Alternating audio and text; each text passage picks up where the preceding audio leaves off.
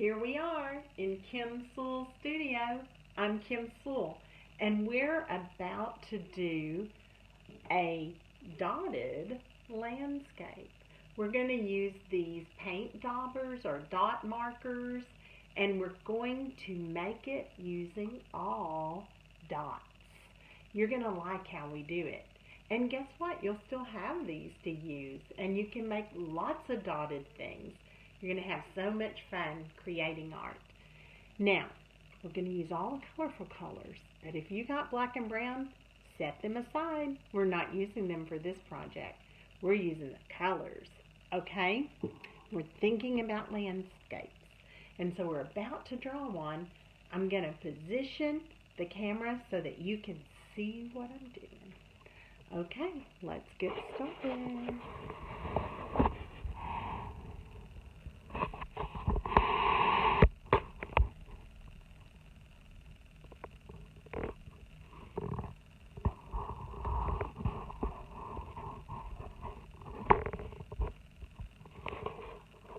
Okay, we're going to create a landscape. Now, I've already made one ahead of time so that you could see the foreground, the middle ground, which might be the mountains. This is the grass in front. This is kind of the hills and mountains. This is the sky. Do you like the blues and pinks I used? I thought that would be pretty for a sunset. So I'm going to show you how to get started, and then we're going to create a collage together using all kinds of different materials. Okay. So to get started, you'll need your piece of paper that is 12 inches tall and 18 inches wide. And you'll simply make a curvy line for where the grass is. Not real wavy or real curvy, but kind of like that.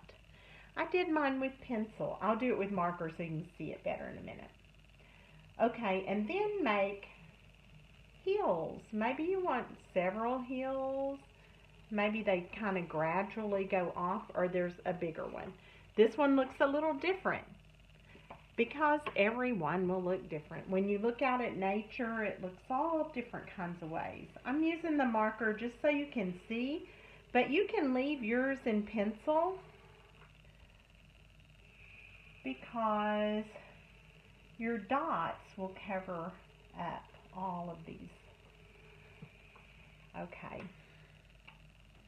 So there, foreground, middle ground, background.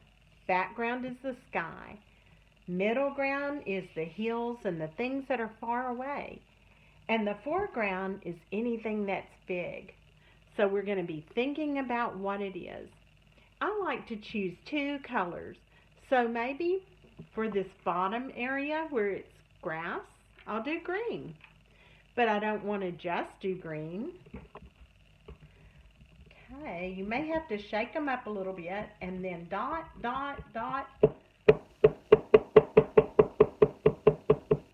I can do it where it makes a lot of noise or where I'm just doing it intentionally and it's not really making a lot of noise. But I'm just dotting or dabbing to make my dots.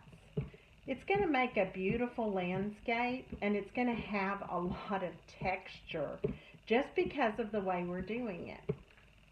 Now you can use these like markers. You could scribble, scribble, scribble with them, but we're not doing that. We're making dots. So it's going to take a while to fill up your space. It won't happen automatically. You're going to have to work at it. And before we meet on Zoom, you might want to go ahead and make your lines and go ahead and make all your dots. And then I can look at it when we meet and see if you have enough dots. I might say, oh no, you need more dots. And I'll tell you what would help it to look better. Because I'm an artist and I kind of look at things and I know by looking. If you need more, I'm going to say, you need a little bit more. Okay, now that's just green, but I think it would be pretty to have another color. I'm going to use yellow. On this one I used orange. But this one, I'm going to have yellow. To get it started, I'm going kind of hard, but then I can go soft and intentional.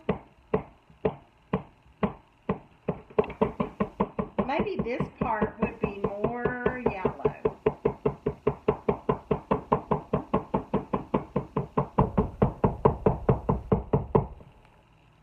Okay, and then I'm going to add some more green.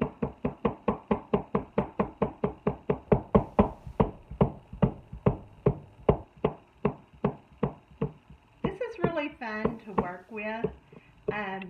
It does take time, and it takes more time than painting because you're intentionally making these dots and you're showing different colors of the landscape. We're creating a landscape made with dots, so we're dotting with our marker.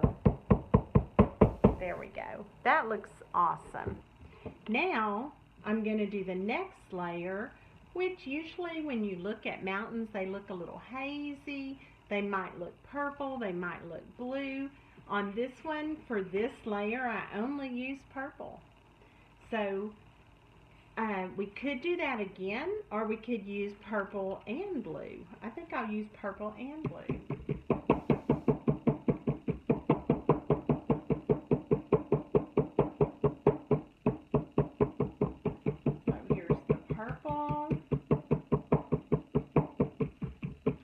Purple a good color for your sky? Yes, it would be a great color for the sky. Maybe you'd want to make this layer orange. It could be orange and pink, and then purple could be your sky.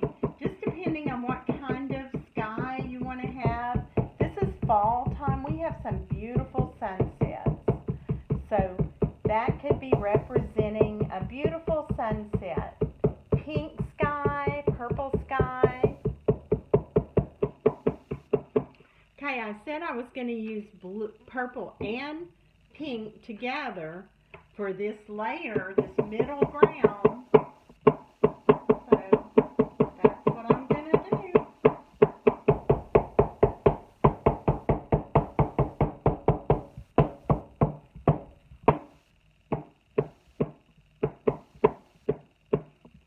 Okay, you can see how that's turning out, and I could just continue to do that.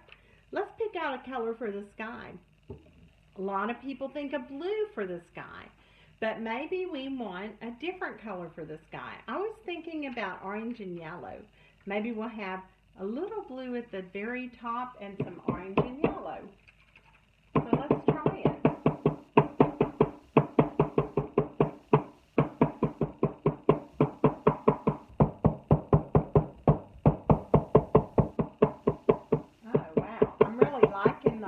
In the sky. Orange could be in the sky, it could be a layer in the land. You know what? I wonder what orange and blue would look like. Let's try that. I know that orange and blue together are probably going to make it look a little brown, but that's okay too. We'll just see what happens.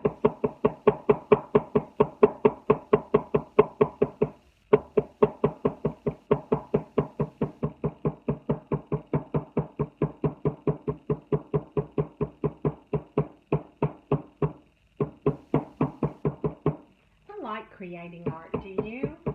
It's fun to use new materials, and these dot markers are so fun.